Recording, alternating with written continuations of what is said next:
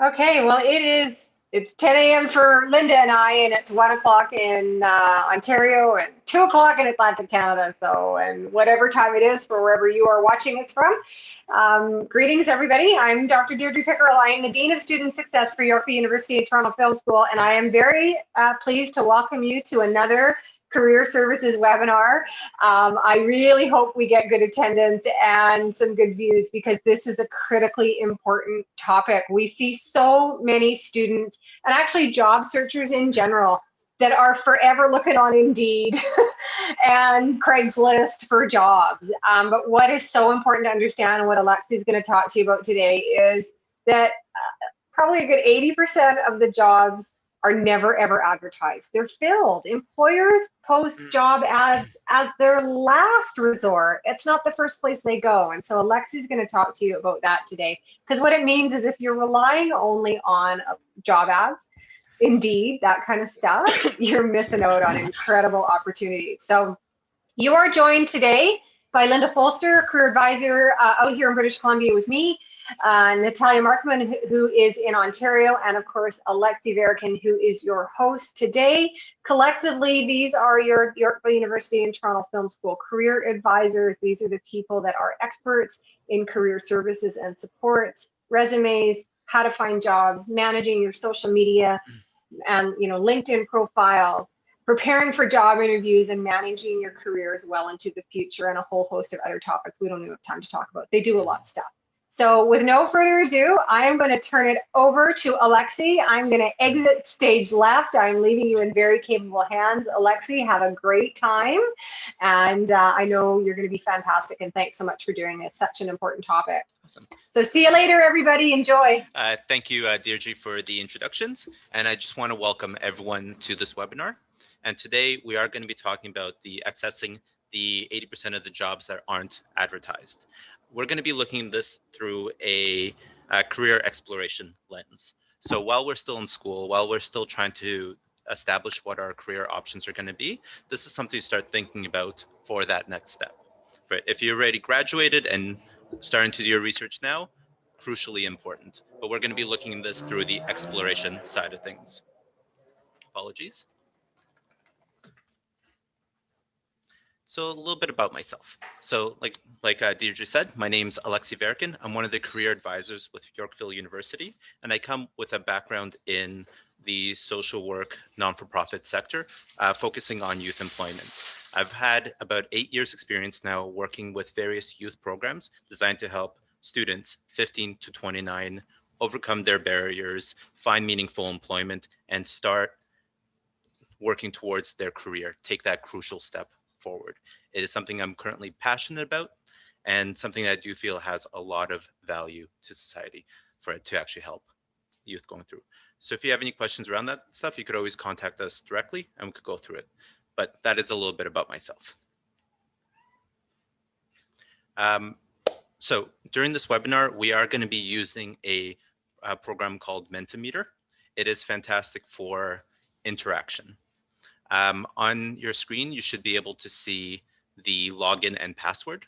So have your phone ready, log into this one, and that way you could always click on the options and help communicate with this webinar. So we have a joint work. So the first thing I would ask everyone is, what program are you part of? Where's our audience coming from? So we can kind of tailor the presentation towards that. I'm going to give everyone a little bit of time to log in and kind of get started with this. If you don't have access to a phone or it's not working, you could always send a message in chat or in Q&A just to have that little bit of interaction. We will be handling questions at the end as well, so feel free to add them in and we'll try and go through them as we can. But yeah, it seems that we do have some participants already chiming in. So we have MACP students, film, external partners, and we have a few people in chat also saying video game design, BBA, MACP. So yeah, no matter what program you're coming from, this information is crucially important to take each step of the way. And if you're a third party person just chiming in, welcome. And hopefully you'll be able to take some takeaway from this as well. Right. But awesome. So we do have a little bit of a mix of a few here and there.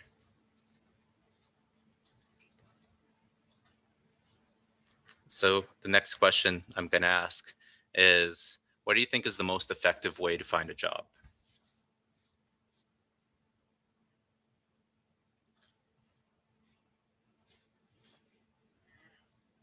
Thank you, Linda. So have a moment, type in your answer and see if we could come up with a few ways that are good. Other people, yes. Connections, networking, online, especially now through COVID, where in-person's a lot more restrictive. Indeed.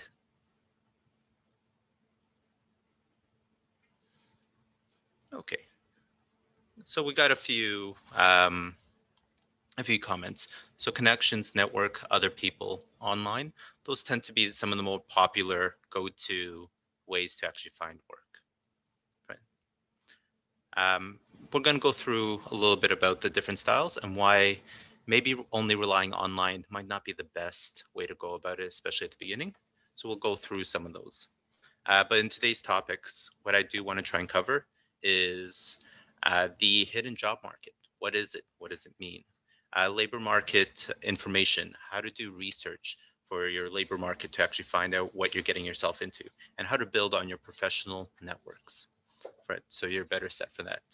We're going to focus on building your professional networks to set up informational interviews, identifying identify other job opportunities, learn how to make a career decision with what path you want to go into, and a little bit of how to actually use labor market information, how to acquire it. So, did you know? It is estimated that 70 to 95% of all jobs are never advertised.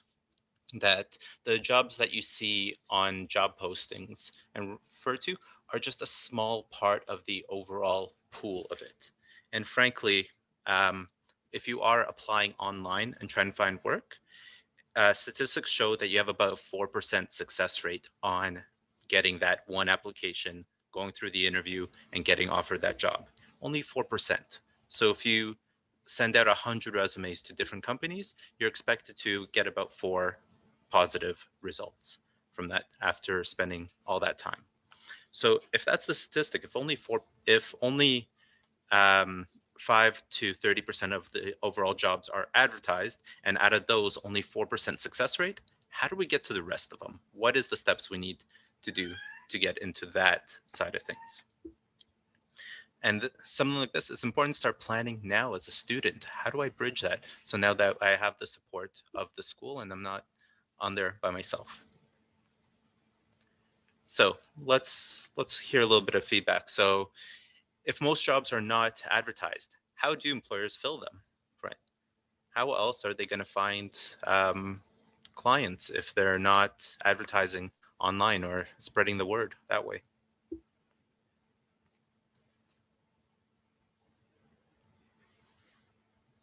Hire from within, internal references, promote from within, word of mouth, referrals, asking employers to referrals. Yeah, that's fantastic. A lot of you are right on the ball with this, that they don't want to put out job postings. They don't want to go through all those hassles. In-house, hiring existing staff. Yes. Good job, everyone. So this is a chart that you may have seen in other webinars that we did, networking, things like that. But this kind of helps illustrate why it's such a problem, why employers don't want to put job postings. Because job postings are expensive, they're time consuming, and you get a lot of filler that now you have to pay someone to sit through. On a job posting, you might have 300, 400 people who've applied to that job. Now you have to pay someone to comb through those hundreds of resumes to put them from the good pile, bad pile, and separate them. Then go through the interview phase and actually get to meet the people there. It's much easier to start the other way around for employers. If you're in the employer's shoes, yes, the first thing you want to do, hire from within. Who do you have already working there? Can you promote them? Because you know who they are, how they work. If you can't find anyone that way, then you ask for referrals from the people that already work with you. Who do they have? Who they trust? Who they think is good for the job? It cuts out on a lot of that bureaucracy and helps them, and helps the employers find their candidate. The issue is that we very seldom start at that. We always look at job posting and job postings, apply online, and just wait for that 4% to eventually roll in our favor. If you want to know how to properly network and get into this, like I said, we do have other webinars that are great for this. What I want to focus on is if we're doing career exploration and we're only checking job postings, we're only seeing a small fraction of what's available. So if we are planning our future, seeing what's available, we need to start targeting employers in this middle section with our networks, with our word of mouth, with our professional organizations and those connections. So how do we get to that to actually know the true market of what's available to us when we graduate? This image kind of helps illustrate what we're talking about. That if you are only looking at job postings, you might look on Indeed and notice there's a lot of job postings. They have like 100 pages, but even that is just the tip of the iceberg. There's so much more that we could find out about the hidden job market. And the first place to go to is network. Find out who are the companies around you, how to make those connections, how to schedule those interviews, and actually talk to the people on the ground level that are actually in those jobs, figuring out where the trends are and how to actually apply. Don't reach out just for Indeed, find other methods. And in this workshop, we are going to go through some of those methods as well. So what is the hidden job market? A little bit of what we recapped for it. The hidden job market is the market of potential employment opportunities that are not visible, that a company does not advertise to the world through Indeed, through career page on their personal websites, Facebook, LinkedIn. They are jobs that are needed, they need to hire, but are not currently filled. For some employers, that might just be that we had someone quit or someone leave, but we just haven't got around to advertising that position yet. So they have vacancies that they just haven't had time to go through the steps to fill into that. Or they might be choosing other ways to advertise their positions, like word of mouth, like talking to existing staff, or going to their social groups. There's some groups specifically made to spread the word around these things, and the employers rather target on that. Why?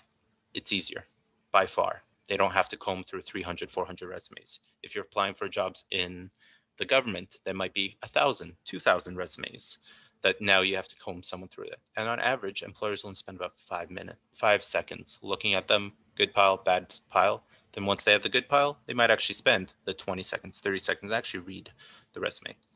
And if you want to know how to get into that good pile, we do have a webinar that we just had from Linda that I highly recommend to that. It saves time and money.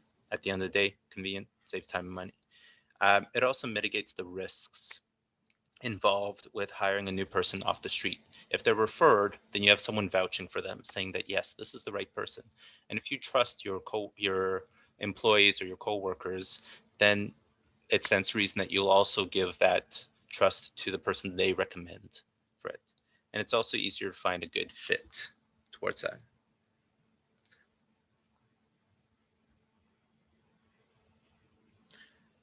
Informational interviews.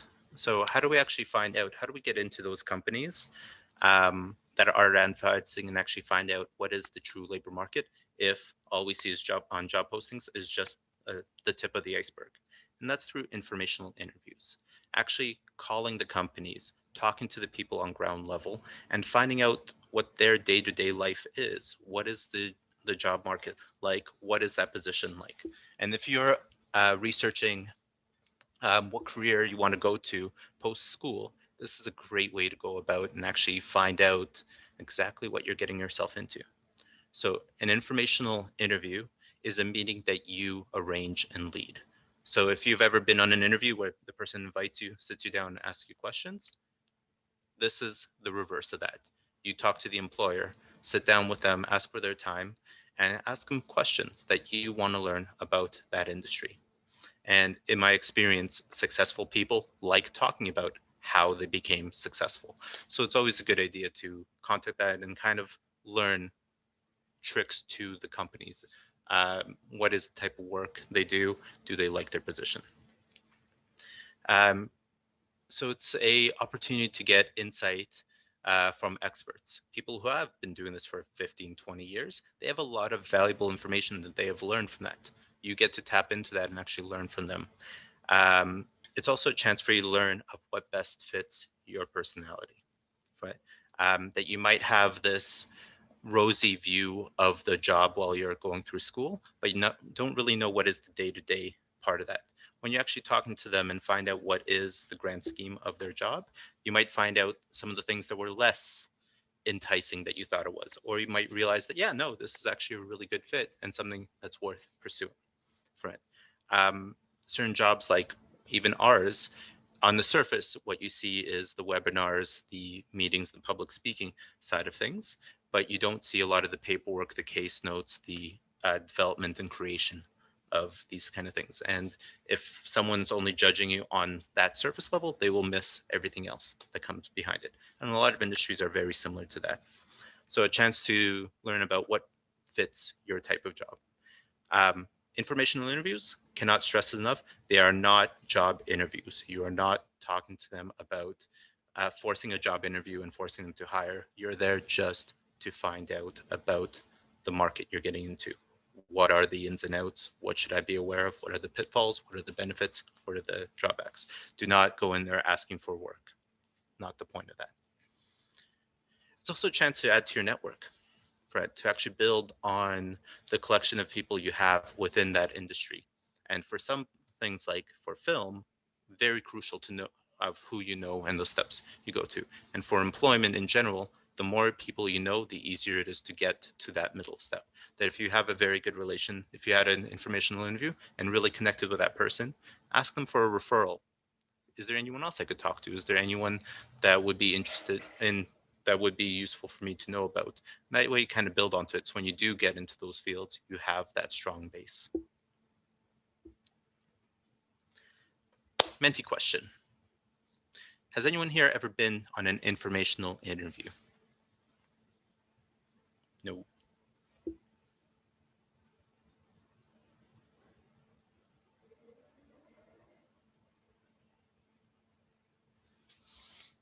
Mhm.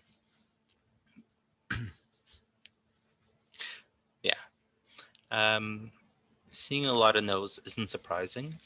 It's something that's, at least when I was going through school, it didn't click on my radar. That's something I should be doing for it, but it totally makes sense as an adult when you're in that job and how much it would have made things easier. But it is also stressful having to cold call someone and ask for that favor for it. But it is crucially important to take those steps and to kind of get used to it. But thank you everyone for kind of sharing their knowledge. But it seems that most people haven't tried it. I do recommend it, especially while you're in school and the risk is low. When you're not desperate for a job, but you're just doing that medical research, call them, find out about that field. Thank you. So how do we actually contact the people that we want to contact? Where do we even start looking? So to find a contact, first thing is you have to pick a target. Who do you actually want to reach out to and connect with?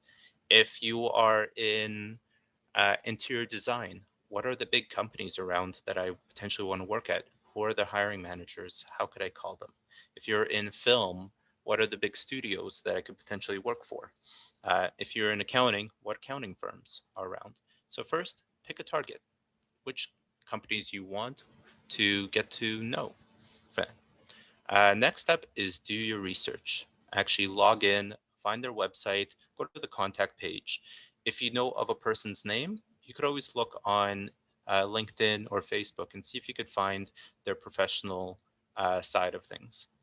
There's also websites like hunter.io, which is a website that you could search up that gives you the if you type in a company name, it'll give you the layout of what their email templates are. Like, is it first name, last name at company name, or first name dot full last name? It kind of gives you how that works. So if you have the person's name, you could find out what their email address is and send them a reply. Hey, I'm interested I'm a student, I'm interested in an opportunity. Could I have a chance to meet with you and discuss the industry? Or, yeah, those kind of things. So there are websites like hunter.io. In our networking webinar, we do go into more detail, or you could contact us if you want a demonstration of that. You could also look at any sector-specific websites. If you're an interior designer, there is a licensing site that you have to go into that has all the registered people on there, and those kind of things. But yeah, do your research, find their emails for that, and pick up the phone. Fred, even though we're in lockdown and can't see people face to face, we could still call them. Find out the number, call reception, or call the person directly if you have their contact, and say, hi, I'm a student, I'm about to graduate from this program, and I just wanted a little bit of time to talk to you and get to know a little bit more about the industry that I'm going into. Do you have 10 minutes to do a Zoom call? Pre-COVID pandemic, it'd be, could I meet with you for a coffee and talk a little bit about the stuff, or could I arrange a Zoom call? Like I said, most successful people, they like talking about how they got there and they want to share that information. So if we've identified the target, we did a little bit of research about the company, we know who we're going to go to. Next thing is actually sending them an email. Subject line of the email, keep it brief, keep it specific, pretty much summarize what you're trying to go into. Say things like a student in a project management position requesting informational interview, or hi, I'm a student looking for some information about the industry, and just kind of keep it as that. Very specific, who you are, what you're going for. In the actual email itself, do a hook, a reason for them to actually want to call you. And remember, be polite about this. So in a hook, you could literally write in the body of your paragraph, hi, my name is so-and-so.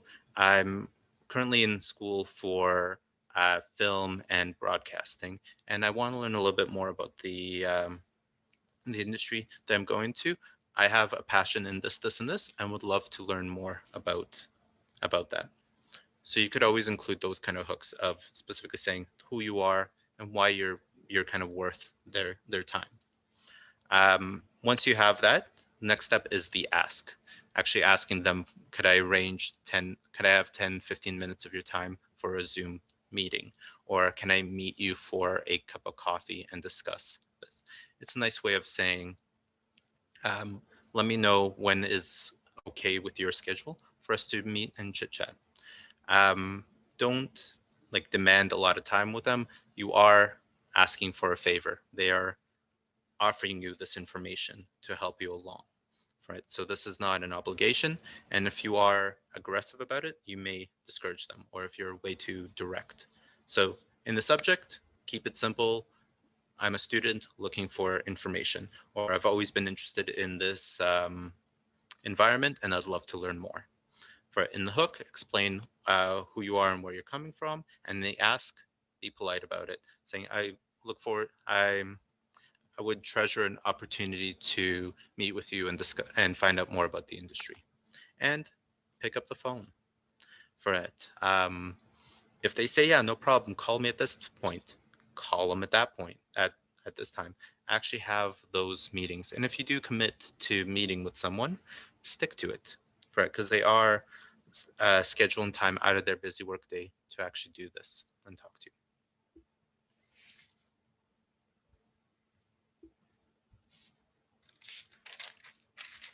Yeah. So how to conduct an informational interview. So when we're actually in the interview, how to conduct yourself. So first things first, prepare your questions. Know what questions you're going to be asking them and what information you're trying to achieve.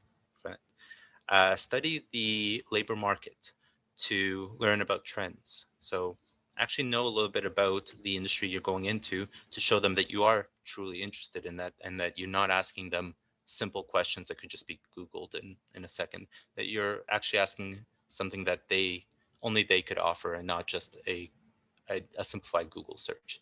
So prepare questions, study the labor market to learn about trends, learn who are the industry leaders, that who should I actually be talking to that would actually have the information I need. In the meeting, bring a notepad and pen.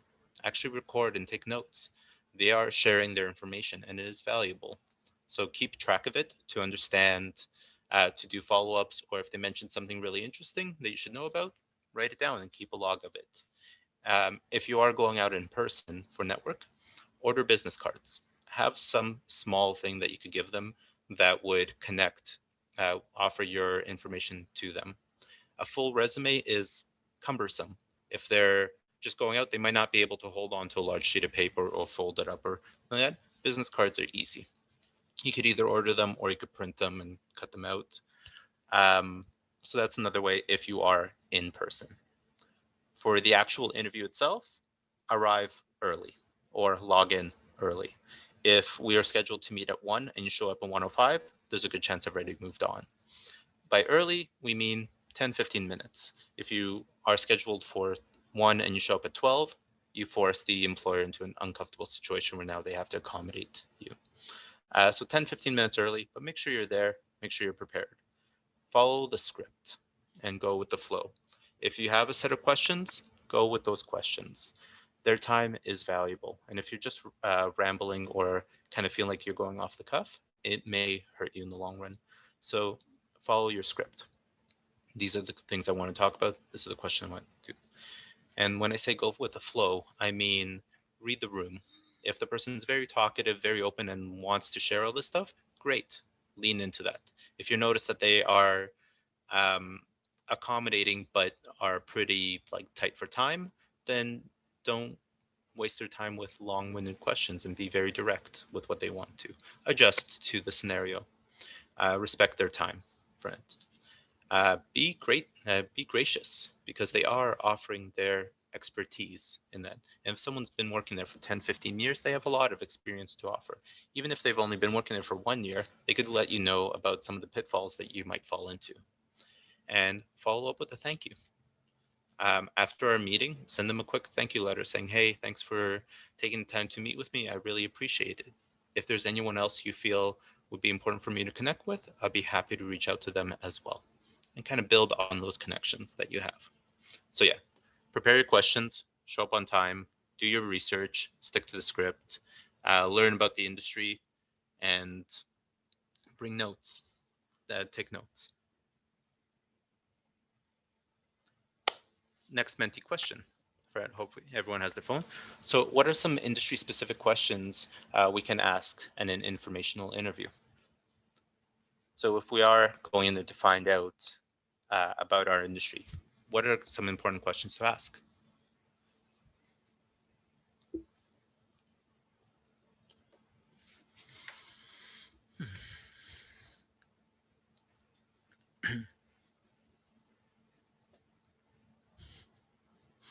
Oh, there we go. What is a hard skill that we want? How did you get started? Yeah, definitely. What did it take for you to get to the position you're at? How did you get started? What were some of the pitfalls that you've had? What are some of the successes? Do we have any more brave souls willing to share?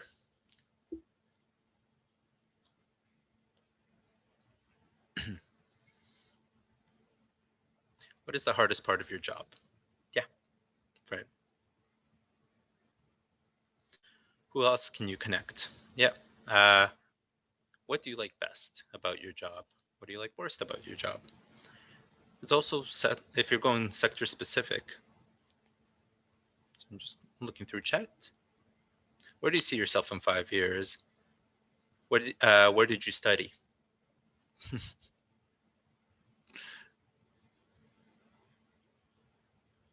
How long have you been in this field? Yes. Yeah, that's exactly it. You're there to find out about their job and the ins and outs on it. Here's a few examples of questions. What are your main responsibilities as a blank? So as an interior designer, what is your main responsibilities? As a program manager, what is yours? As a logistics manager, what is yours? If you're in film and sound design, what is your day-to-day? What is your responsibilities? What is a typical day or week like for you? Right? Are you constantly in meetings? Are you overwhelmed? Are you doing 80-hour work days? These are important things to know about. What do you like most about your work? What do you like least about your work? To actually understand that some jobs are not all sunshine and rainbows, that there are the tough parts. And are you okay with those tough parts? What direction do you see the industry trending towards? If you're in law school and you're going to become a lawyer, technology's going pretty fast in that one, and certain law clerks are going to be replaced with better searching algorithms. To understand what direction is this industry going in, how are advancements affecting it?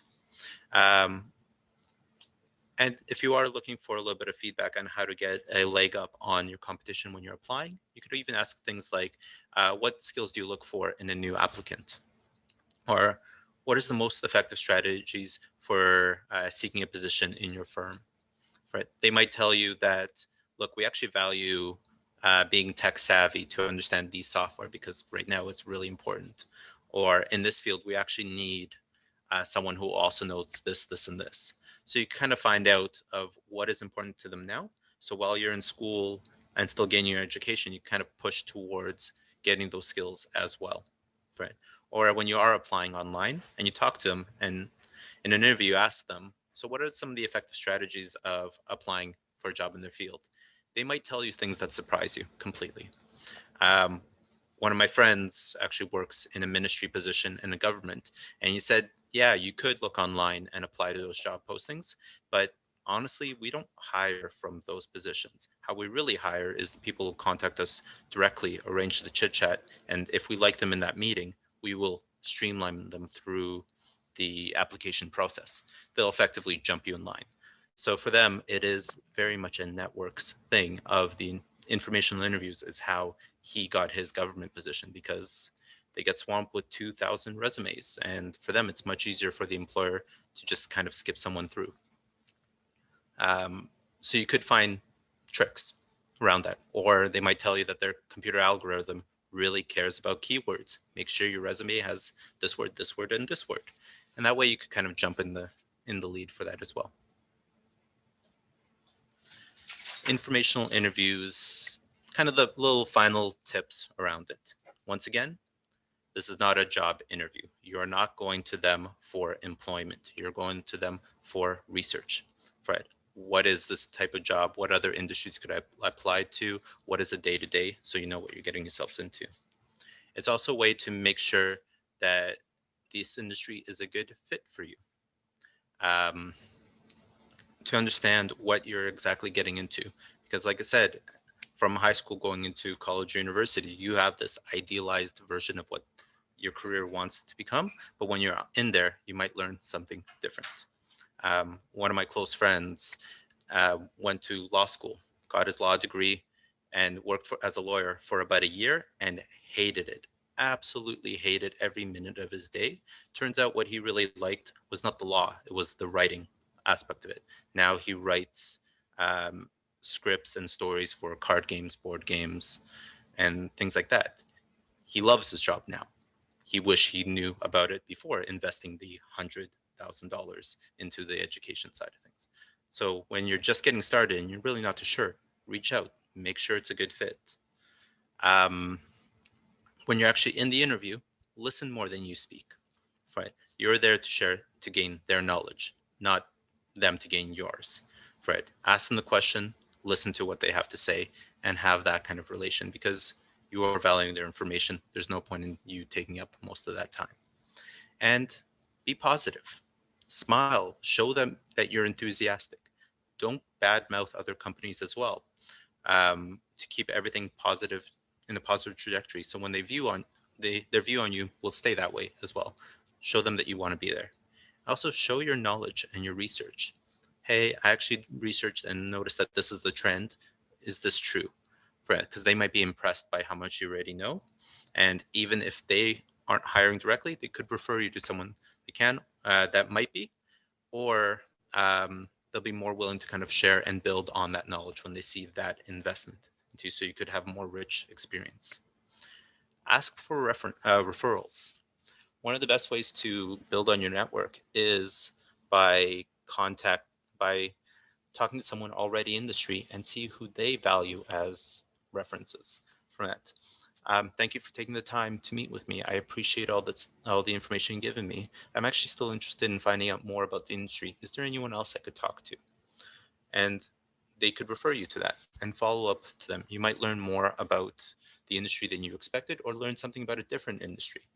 Like I said, if you're going into business administration, that is such a broad topic, and you could have a successful future in many different aspects of it. So actually talking to someone in a logistics field, in a management field, in an HR field, and actually find out what their experiences are to actually know where you're going to want to be there. It's a way to refine what your search is. Explore alternate career paths as well, that don't just fixate on, I'm an accountant, I'm only going to work in an accounting firm. Right? Talk to them, find out where else uh, someone of your skills is needed, and talk to them as well and find out what their experiences are and if it's worth going down that path. If you're an MACP student and looking for to be working in a clinical setting, find out what other settings are there. You might find out that it's a better fit for that you're not just focusing on private practice, that there are alternatives as well.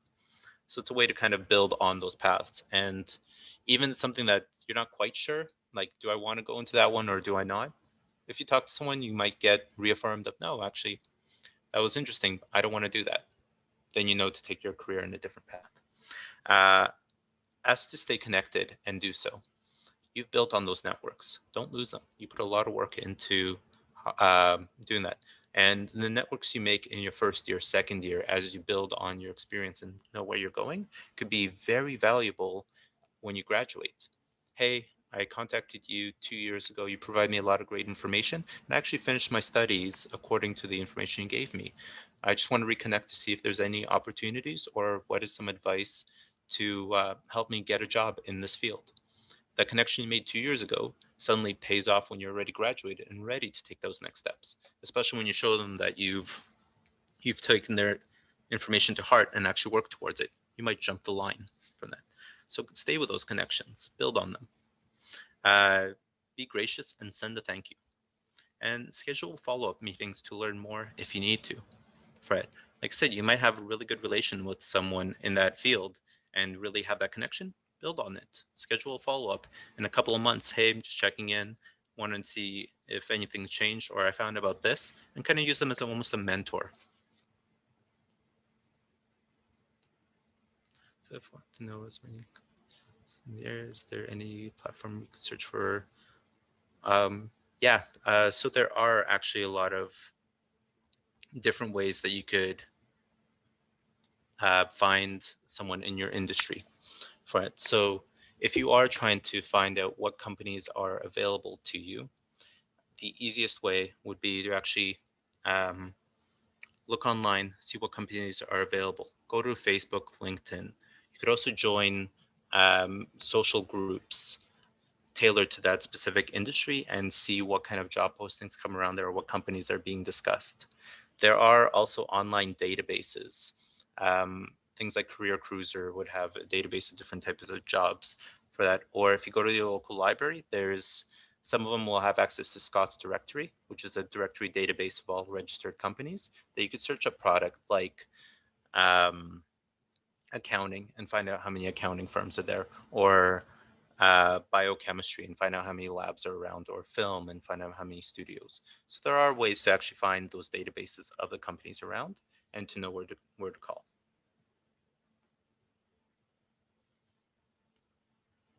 So next thing I want to talk about is elevator pitches.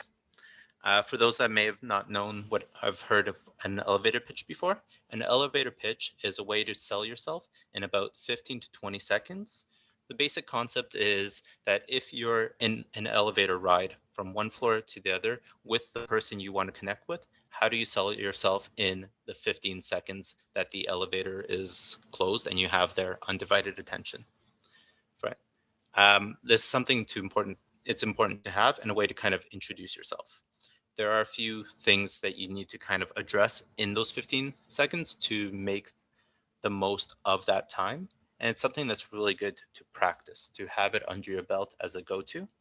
And like a resume, it's something that changes and gets built upon the more experience you have or as your goals change. The things you want to focus on is being clear, being concise, and having a hook to have a reason for them to have listened to you. And you want to cover topics like, who are you? What do you do? Why are you unique? And what is your goal? That's a lot to put into a 15-second speech, but it is possible. One of my colleagues, Linda, was actually gracious enough to share hers, and it's on the screen now if you want to read an example, or I could go through mine. So the elevator pitch that I go to is, hi, my name's Alexi. I'm a career advisor at Yorkville University. I come with a background of social work and non-for-profit sector focused on youth employment, helping youth 15 to 29 find work and overcome barriers. Something I'm passionate about and feel is crucial for success in our society, right? And it could help shape lives forever. So that is mine. Very concise, who I am, what I do. So try and do something that reflects who you are, effectively summarizes your experience, and something that you could talk in a networking environment. So when you're introducing yourself, hi, meet so-and-so, hi, this is who I am, this is a little bit about me. As your goals change, you need to make a elevator pitch that matches that goal.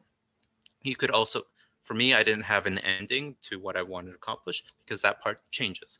So if you are connecting with someone to be a mentor or to be an informational interview, you could add that, hi, my name's so-and-so, I'm a student for this school, I'm passionate in this industry and want to learn more,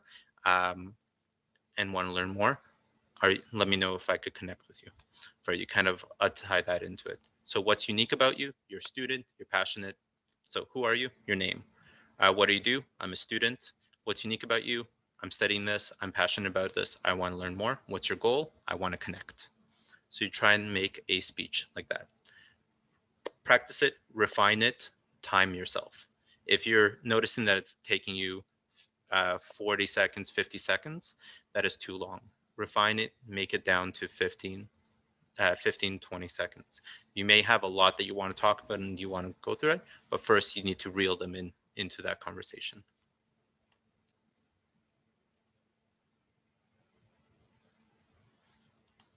Perfect. So yeah, super important.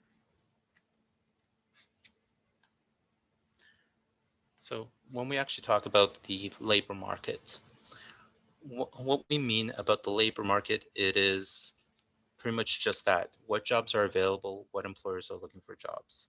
So a quote is an area where those who are in need of labor and those who can supply the labor come together.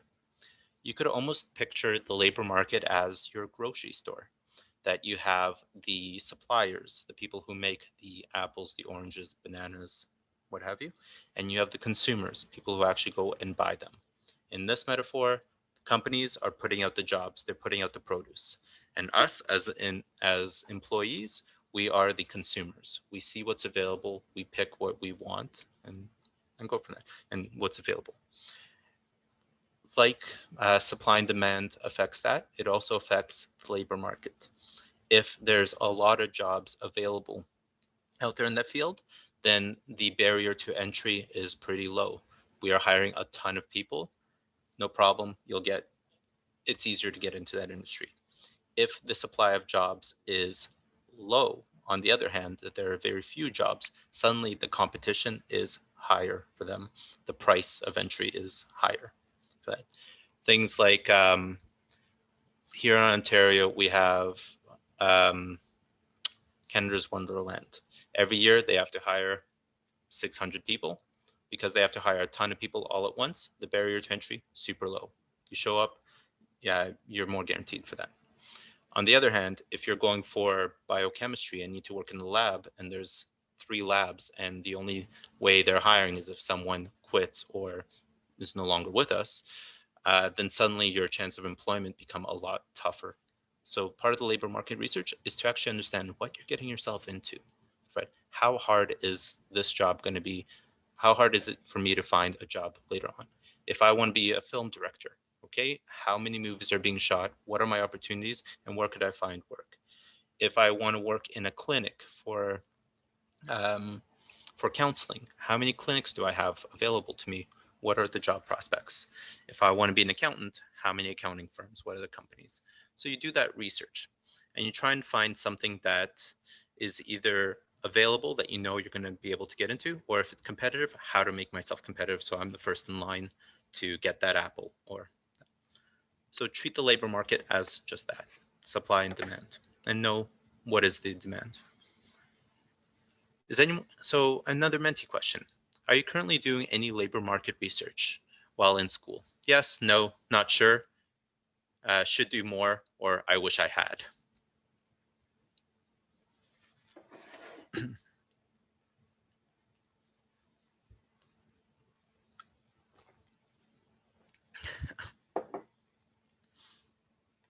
We have a few people in chat. Yes, no, should do more. Yeah, definitely. And I'm glad to hear that no one is in the I wish I had. Because when I graduated, I wish I had. But it is crucially important to actually do your job research to actually know what you're getting yourself into. One of my friends, again, another story, in high school, she knew she wanted to work as a vet, as a veterinarian, as a veterinarian's assistant. No problem. I have a goal. I'm going to go to school. I graduated.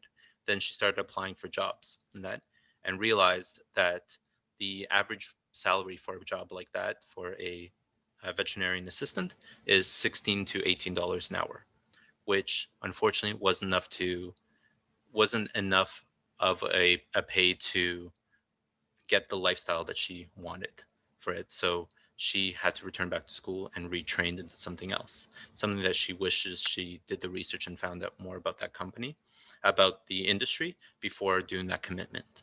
And things like that are important to understand before you make the large commitments of time, of money, of resources, of what am I actually getting into? Is this something I want? So as a student, do labor market research, find out what's there. And if you're someone who needs to do more, it's a good place to start. So what methods are you using for your labor market research?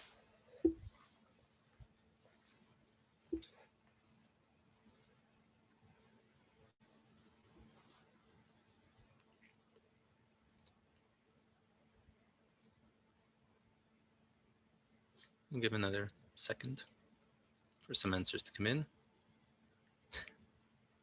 Should be, I wish I knew. Yeah. LinkedIn, into interviews, Gov Canada, job. Yeah. So yeah, some good labor market research ones. Job postings are actually a good way to start and actually see what are the duties and requirements. That some job postings are actually really good to find out this kind of information. Talk to people in the field. Yeah. One of the best advice I could give someone to a high school student about to decide where they want to go is take inventory of the people you know around you. What is your network? If most of your friends and family are teachers, great. Go into that because you have all that network and all that knowledge. If most of the people you know are in engineering, that's going to be an easier way and a way for you to find out those industries. If you're not sure what you want to do, talk to the people you know and respect and actually get to know them. So labor market.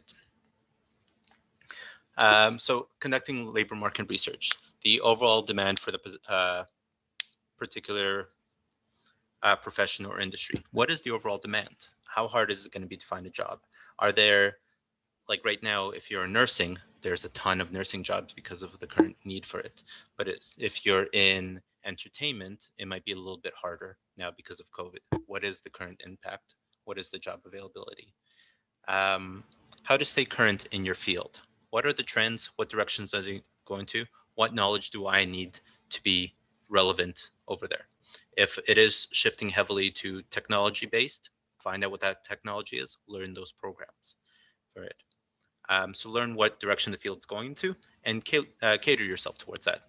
The skills and training that you need. If you are in a BBA program going to business, but you want to go into finance in a bank, um, in a banking environment, find out what licenses they need, what certifications, and actually work towards getting those. When you are graduated, you already have that knowledge that you need to be successful. Um, who are the potential local employers? Are there local employers? Do I have to relocate because the realistic job prospects might not actually be around me? Right. So actually understand, where are the local employers around you? What is the average salary for this type of work? How much am I expecting to make? Is this the lifestyle that I want? Right. And what is the day-to-day life of someone in this field? And all those things you can find out by looking at job postings, by looking at LinkedIn, by doing being part of social groups and learning a little bit more about that. But these are some of the important things to actually find when you are researching. So sources of labor market. So NOC codes for it. So NOC stands for National Occupational Classification. It is what the government defines this job is. So when people say that's not in my job description or refer to the job description, NOC is where they will go to find that. It actually has the database of what each job is and what is exactly in that field and expected. It's a fantastic website to do a little bit of market research. You could type in keywords like administration, accounting, clerical, and actually find the jobs that are relevant in that field. So you kind of know a little bit more about it. If you're looking for admin, you might get things popping up like reception, data entry, risk management, things like that, that you might have not considered that also qualifies under that a similar note.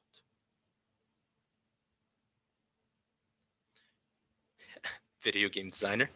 Yeah, type in video game designer and see what other avenues on there, because you do learn a lot of skills with certain programs that are valuable in other means, marketing, research, app development, and things like that. That may also be more than just the video game portion of it. And you could look those up to see what other jobs are similar in nature. Go to LinkedIn and actually look up those kind of jobs and see if there's any other alternatives. Or like I mentioned in local libraries, they do have catalogs of industries and could be a good wealth of information for that. And some libraries do have access to programs that are typically paid, like Scott's Directory, where you can see what companies are out there, where are they located, so you know how many needles are in this haystack we're going through. Industry publications, professional association websites. Some types of jobs have professional networks that you could get into and actually find out. If you're in social work, there's a network for that. If you're in BBA or film, connect to those networks, find out more. Info interviews. Talk to a person that you want to learn more about and actually ask them those questions and find out about the labor market through them as well. There are many more ways to go through it, but it is pretty much the first steps to doing that research.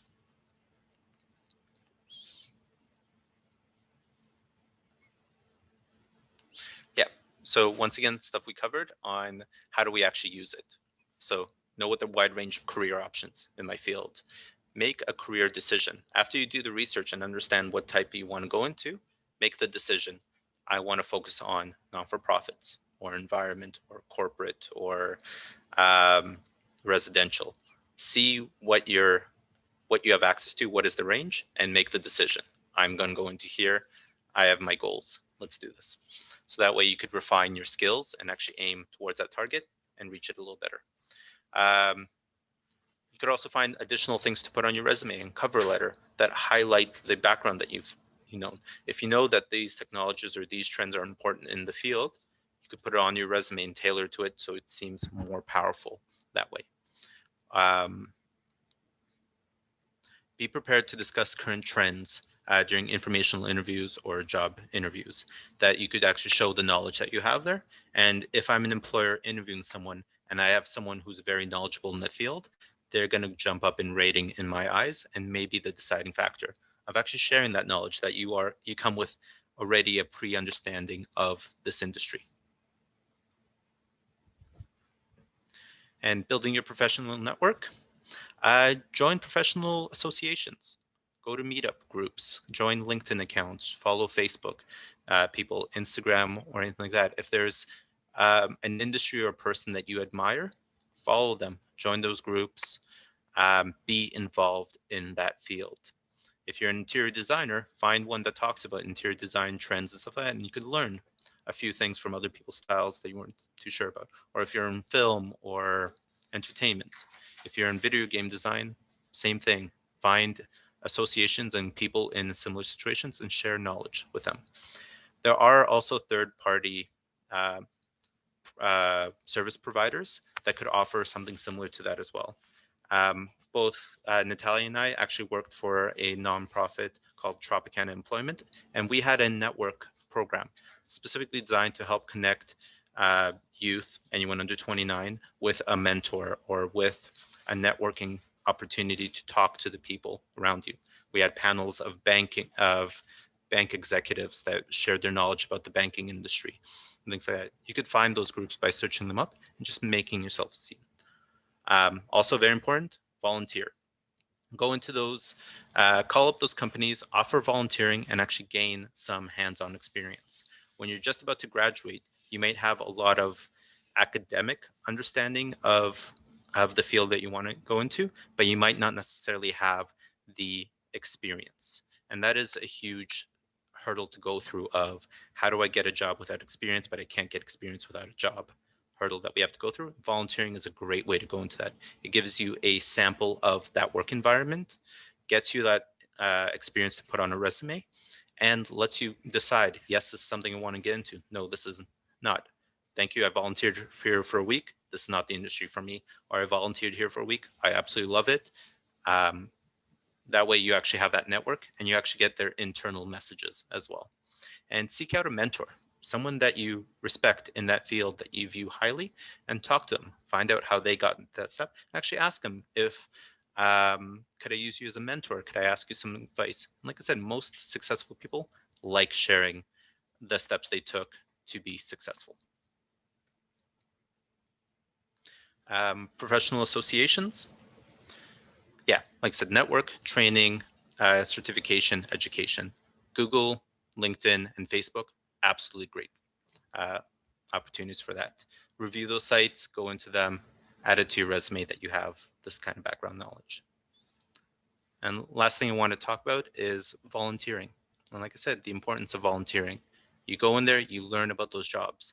As well, you're in school and still not too sure which direction you want your career to go into, volunteer in different fields. See what it is like in a residential environment, in a commercial environment, in a corporate environment, to understand what direction you want to go into. If you're a video game designer, volunteer at a marketing firm. See if marketing is a thing that you want to go into, or if it's something else. That if you're in clinical, find out the different types. Volunteering is huge. You don't have to be there forever, a week, two, or if you like it, continuous. Builds on your experience, builds on your understanding, and builds on your network all at the same time. You could search up on Indeed Volunteer or go to Volunteer Canada. If you're in Toronto, I think there's Volunteer Toronto as well, or you could search your local environment and actually find volunteer opportunities. Or you could always call the company and schedule a meeting. It's like, hey, I actually like to build up some more knowledge. Could I volunteer here? Cool. And ask someone to be their mentor. Like I said, if you have someone that you trust, that you respect and is knowledgeable in that field, and if you had that informational interview and it went really well, ask them to be your mentor, right? Someone that you can check in regularly to talk about trends and help you find step by step. If they like you and had that positive relation, they will go out of their way to help bridge those gaps, if refer you to someone, or just give you knowledge of the pitfalls that they fell into, how for you to avoid it. Right? Super useful. And I just want to leave everyone with a quote.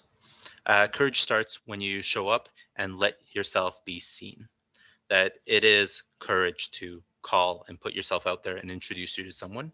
And it is important for that.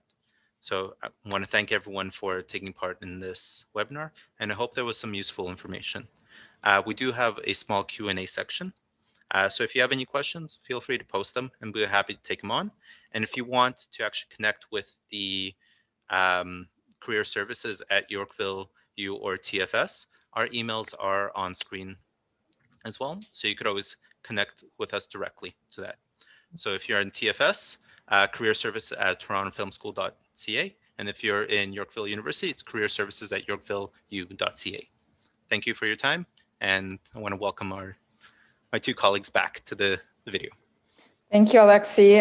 That was a great workshop, a lot of important information about how to explore your careers while you're still in school and you have this time to prepare for your future job. So it's better to start as early as possible to, explore the industry that you're going into. Next week, not next week, 2 weeks from now, I'm going to be running another workshop about finding work during COVID. So this time, affected all of us. It affected the job market, affected the way we're looking for jobs. So, today Alexi kind of talked about exploring, and I'm actually going to be talking about finding. So what are some new techniques that you can use to find jobs during this situation? Because we don't really know how long it's going to take us to get out of this whole situation. So we're still going to be in it for quite some time, probably, unfortunately. So that's what we're going to be covering in the next workshop. And we have a couple minutes for last minute burning questions. If you have one, let us know. Otherwise, we're going to be wrapping up. Yeah. All right. And if there is a question that you have that we haven't addressed it, you could always email us directly for any follow-up conversations around this as well. We are always available. And we have plenty of resources available Yes. on this topic as well, that all you need to do is shoot us an email and we will email you all those resources. Yeah. Yeah. Well, thank you everyone for your time. And we hope to see you in our next webinar in 2 weeks. Take care. Okay. Looks like we don't have any more questions. So Alexi.